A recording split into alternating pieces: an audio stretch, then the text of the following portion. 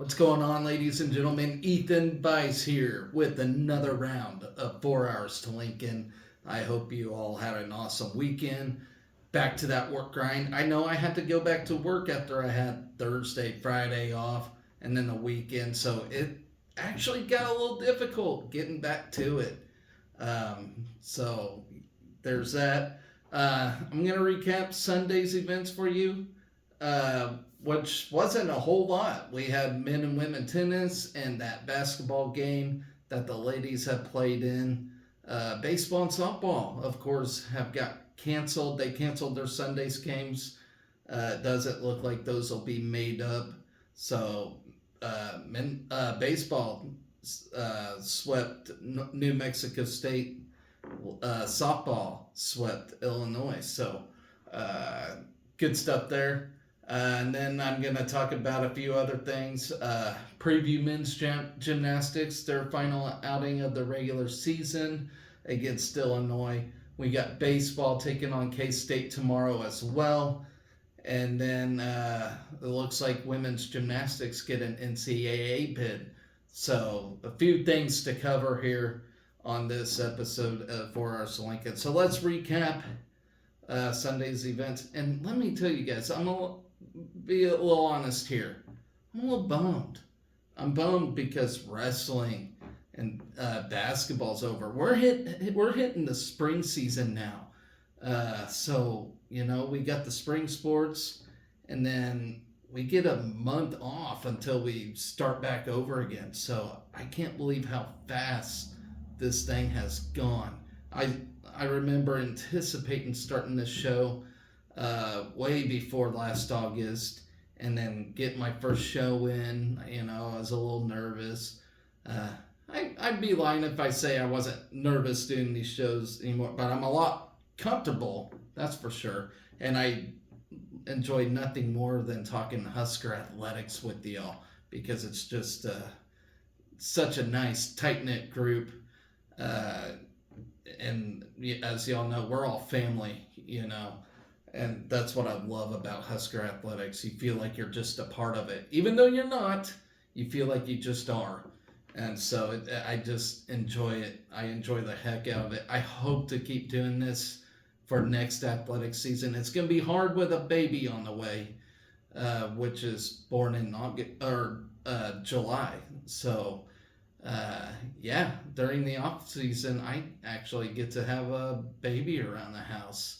And so I don't know if these shows are going to exist anymore after track and field's done in June or not. So we will see. So let's get right down to it. Let's talk about Sunday women's tennis. And actually, we had a very disappointing Sunday, to be brutally honest. The bat sports got canceled. Men and women tennis lost, and so did ladies basketball. Doesn't mean they ain't having great seasons, but it was just a bummer of a Sunday. So let's get right down to it, shall we? All right, so women's tennis. They took on the Fighting Illini. They dropped the match and move on to 9-5, 0-4 in the Big Ten overall so far this season, which is an incredible bummer. Maybe we can pick up some Big Ten wins here down the stretch, but yeah, not a very good start to a very tough Big Ten schedule.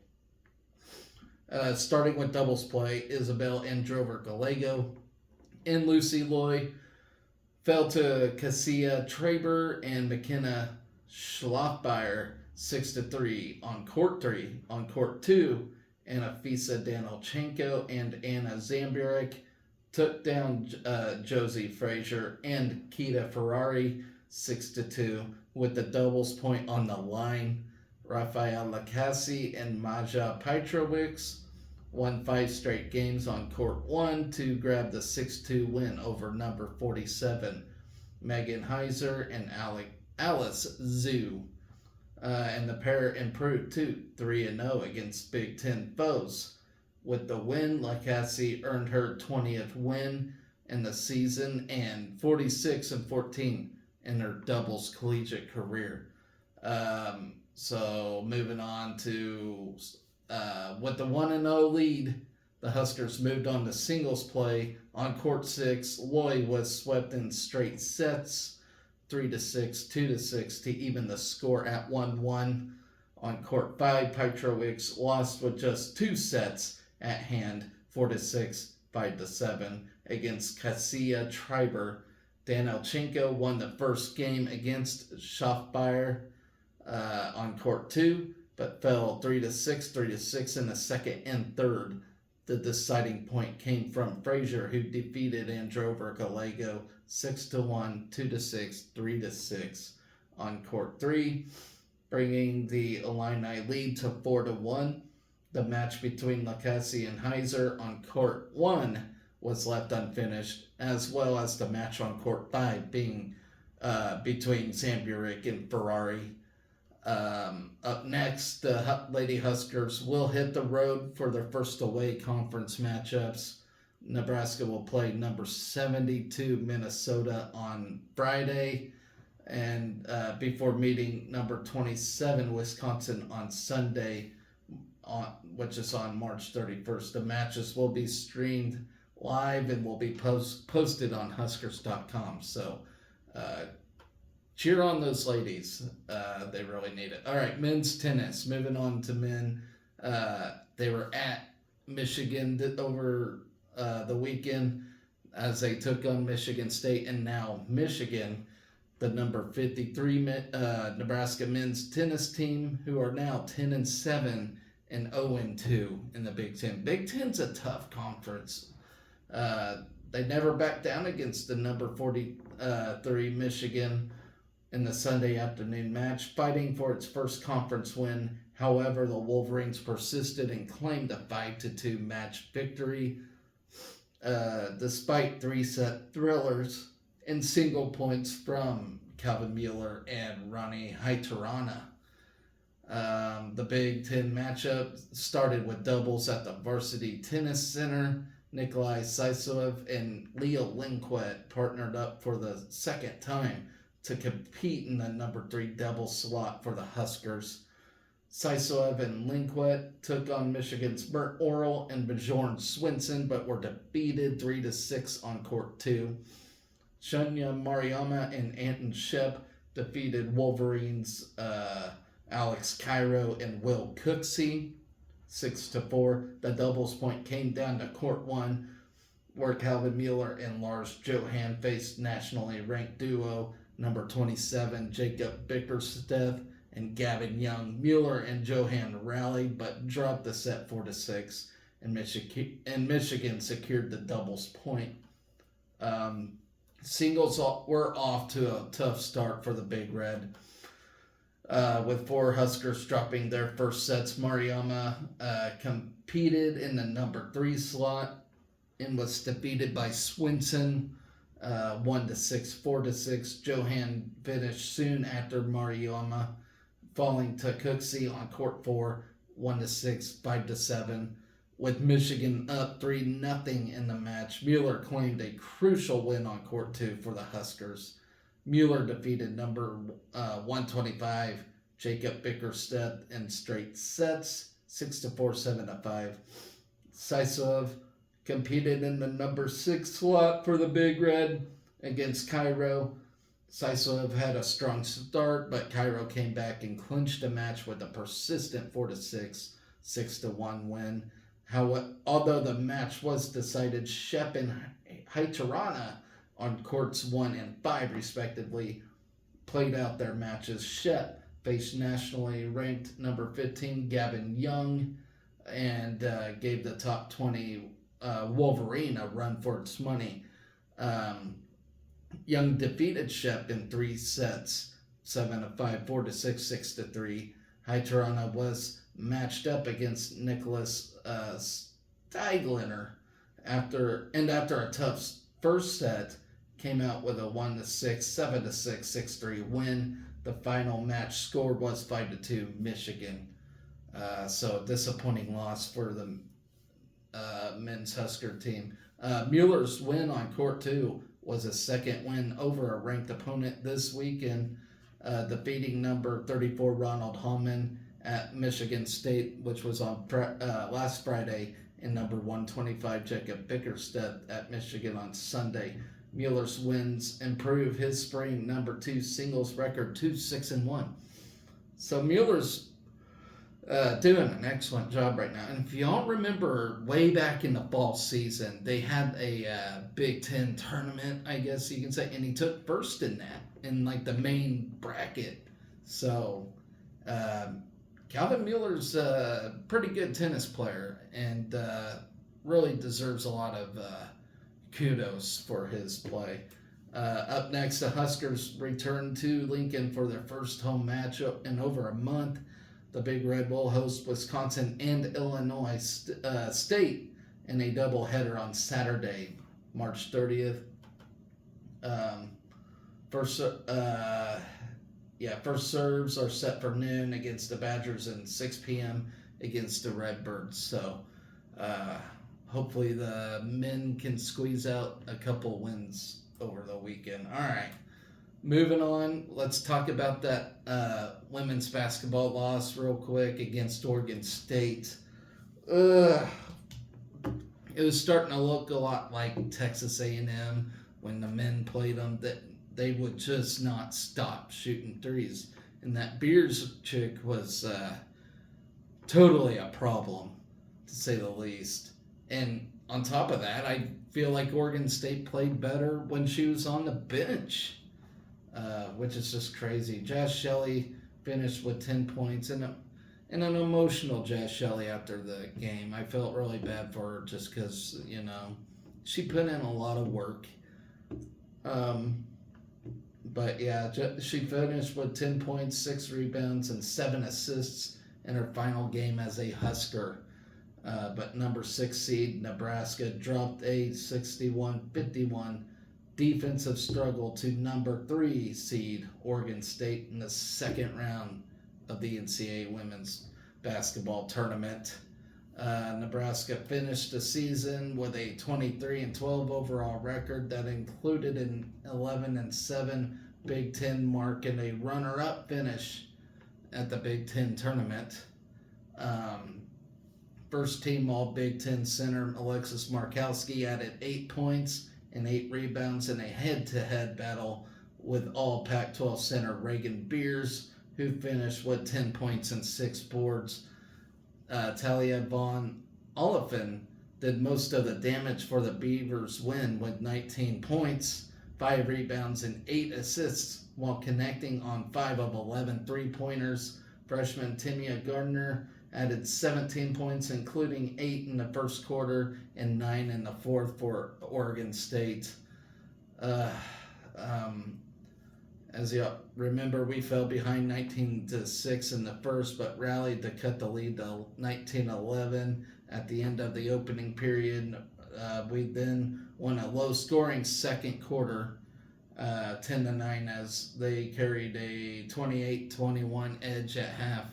And we were matching up defensively beautifully, but we just could not get a score. There was a time when both women could not score for 5 freaking minutes. Had we been able to take advantage of that, we would have won this game. But it was that, that second quarter? That really was crucial for us to come up big, but we just couldn't do it. We were matching Oregon State's energy all night, but they, got the better of us there at the end. We trimmed the margin to just 2 possessions, entering the fourth, winning the lowest scoring quarter of the season, 8-7, to make it a 35-29 Oregon State heading into the final 10 minutes. This was a low-scoring game, but the Beavers opened the fourth with 3 consecutive threes to take their biggest lead of the game at that point, which was 44-29. The margin grew as large as 17, but we refused to quit. We fought back. eventually cutting the lead back to single digits in the final minute. Senior Annika Stewart helped the Big Red off the bench with 8 points and a pair of threes, while graduate guard Darian White and sophomore Colin Hake each pitched in 6 points off the bench. All Big Ten freshman Logan Nisley added 7 points and 4 rebounds, while senior Kendall Coley contributed 4 points and 3 boards. Big Ten freshman of the year Natalie Potts rounded out Nebraska's scoring with 2 points. Oregon State's defense held Nebraska to just 31.3% shooting, including just 4 of 23s. At one point, the Huskers were 1 for 15 from long range. Nebraska matched the Beavers on the boards at 36 and won the turnover battle 15-10. They managed to hit 40.5% from the field, including 10 of 33 threes, while going 7 for 10 at the free throw line. But here's the good news for the ladies team. We're expected to return full-time starters Markowski and Potts, along with part-time starters Kendall Moriarty, Nisley, and Hake next season.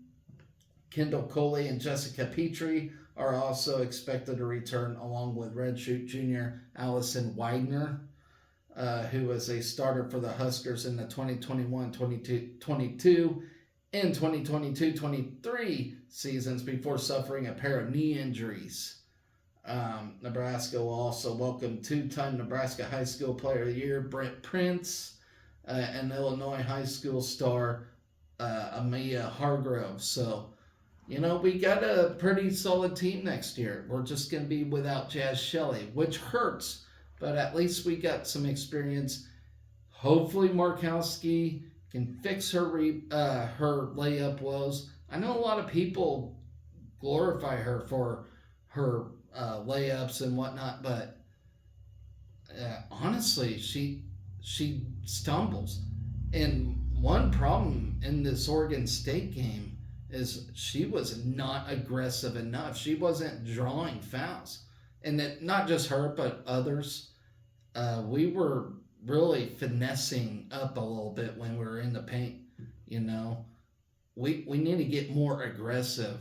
And this is a guy that don't know basketball very much, but I'll give my wife credit for this one, She knows basketball more than I do, but they need to be, and I understood when I was watching it, they weren't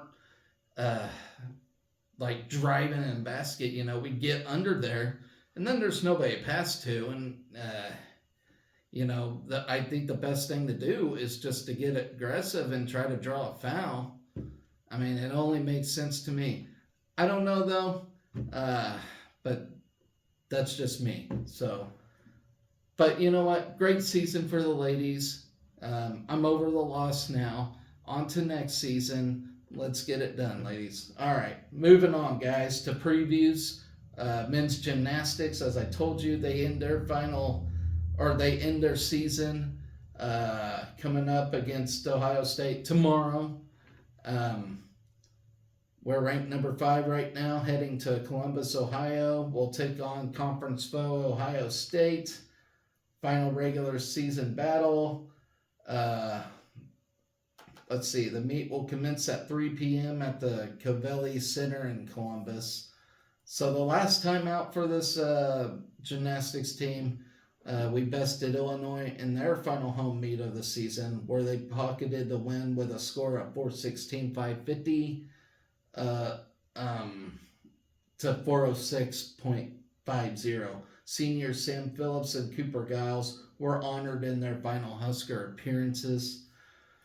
The Huskers took home 5 event titles, including a personal best from Luke James on floor, Chris Heiser on rings, and with a season best, Taylor Christopoulos on vault, personal best from Max Auden on high bar, and a personal best from Sam Phillips in the all-around. Notably, 6 Husker gymnasts highlight the top 10 rankings in the NCAA based on a 4-score average.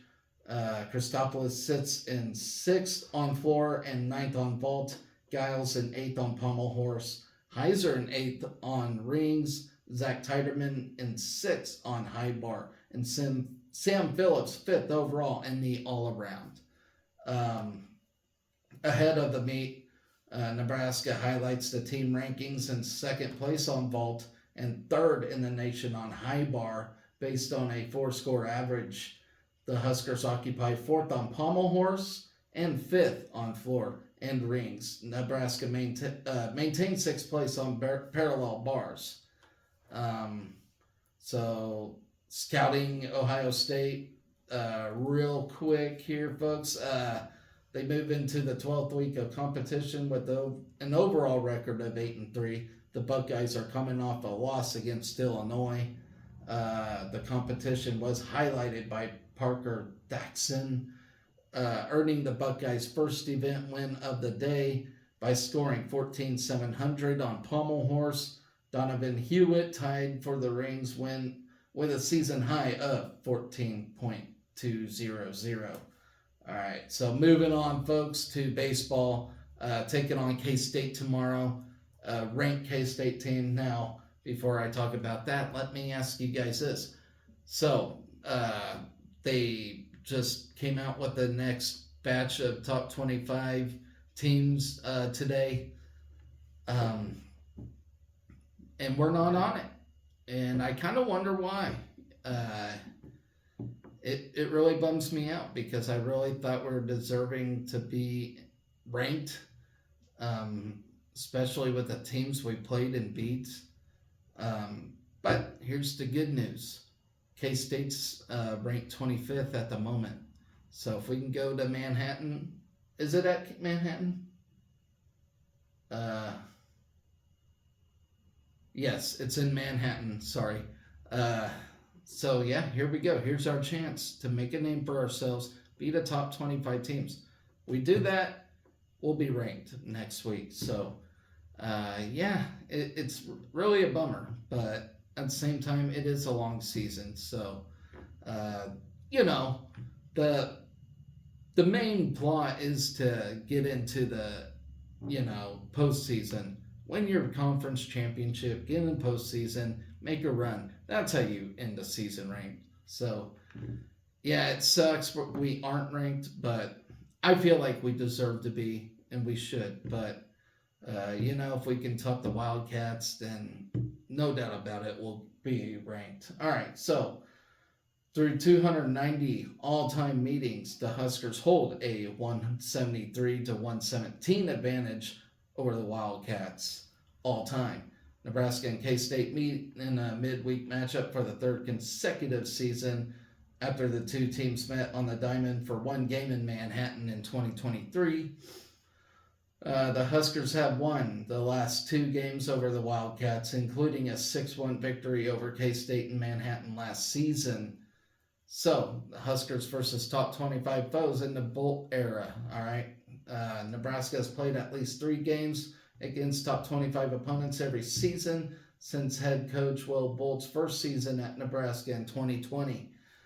Tuesday's night matchup with the 23rd ranked Wildcats is Nebraska's second game against a ranked foe this season after suffering a 6-3 setback against Texas Tech, who was ranked 21st on opening weekend. Under Bolt, the Huskers have knocked off a top 25 foe in every season, excluding the 2022 season, where we went 0-3 against ranked opponents. We are, however, on a 7-game win streak at the moment. We come into Tuesday night's game riding that 7-game winning streak, which is tied for the 5th longest win streak for Nebraska in the last 10 seasons. That's hard to believe. In the 7 games, the Huskers offense is hitting .319 at the plate and scoring 9 runs per game, while Nebraska's pitching staff has compiled a 2.29 ERA and limited opponents to 2.5 runs per game. And that's the other that game that I attended against Wichita State, where we did not look good at all. We actually ramped it up since then. and I think we are figuring out our lineup. Um, Will Walsh does get the nod tomorrow night, which is excellent news because we need him and we need him bad. He's set to toe the rubber. He is 2-0 in 5 starts, posting a 4.12 ERA and 19 strikeouts in 24 innings. He is coming off consecutive quality starts in the last 2 midweek outings. He allowed 3 runs on 6 hits in 6 innings at WSU before striking out a season high in 9 batters and allowing 4 hits in 6 scoreless innings versus North Dakota State last week. Huskers are controlling the running game. We come into the week as one of 6 teams nationally to limit opponents to 7 stolen bases or fewer this season. The Huskers have limited opponents to just 11 stolen base attempts on the season and are one of 5 teams to hold opponents to 11 stolen base attempts or less of the year. And yeah, the scoreless streak from the Nebraska starting pitchers. Over the last 4 games, Nebraska's starting pitchers haven't allowed a run in 23 innings of work, posting 31 strikeouts to just 5 walks. This season, the Husker starters are 8-2 with a 3.35 ERA, posting quality starts in 5 of their last 10 outings. Josh Caron's RBI production through the last 22 games. He has been a key contributor for the Nebraska offense, hitting just 0.296 at the plate with 6 doubles, a triple, 5 home runs, 26 RBIs, and 19 runs scored. So he's putting up high numbers at the moment. The junior leads the Big Red with 5 home runs and 8 multi-hit performances this season. Since 2012, Caron is one of 4 Huskers to drive in 26-plus in Nebraska's first 22 games to start the season. I know that's a random stat, but he's putting up good numbers at the moment. Timely 2-out hitting for the Huskers. The Husker offense have found success at the plate with 2 outs this season. They're hitting .300 and has recorded 60 of its 149 RBIs this season with 2 outs. 17 Huskers have recorded a 2-out hit through the first 20 games, including 6 Huskers with at least 6 hits.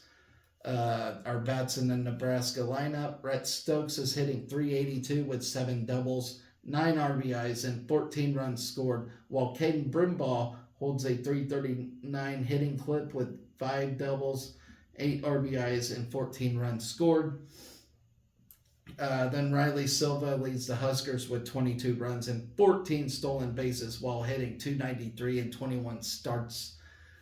Josh Overbeek holds a .325 batting average with 2 doubles, a homer, 7 RBIs, and 11 runs and 11 starts, while Garrett England is hitting .321 with 3 doubles, 2 home runs, 16 RBIs, and 13 runs in 20 games, including 15 starts. Cole Evans and Tyler Stone are both hitting .290 at the plate, with Evans recording 4 doubles, a homer, and 13 RBIs, and Stone tallying 3 doubles, 4 home runs, and 16 RBIs this season. So the Huskers in the pen, Casey Dice has recorded a team best 4 saves and 7 relief appearances. The junior has struck out 5 and compiled a 2.57 ERA across 7 innings. Kyle Perry and Tucker Timmerman have made a team-high 10 relief appearances for the Big Red. Perry has 3 saves in 6 innings, while Timmerman is 2-0 with a save in 11 innings. Kyle Froelich has allowed just 1 run in 7.2 innings of work, while making 6 relief appearances for the Huskers. Evan Borst and Ron Sanders have come out of the pen 7 times in their debut with the Big Red. Borst is 2-0 with 10 strikeouts in 7.2 innings, while Sanders has tallied a save and struck out 5 across 7 innings. So that is your preview for the baseball team against the Wildcats tomorrow night. Should be a fun game. All right. Last bit of news here, folks. Women's gymnastics has garnered an NCAA bid. Let's talk about it real quick. They're selected to be part of the Arkansas Regional, which is going to be a tough regional. Arkansas is a great gymnastics team for the 2024 NCAA Championships. And that will be set on April 3rd through the 6th.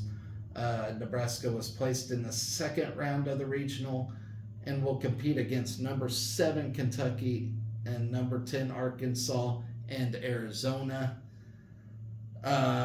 This marks the 39th time the Big Red has earned an NCAA championship berth and the second straight as a team.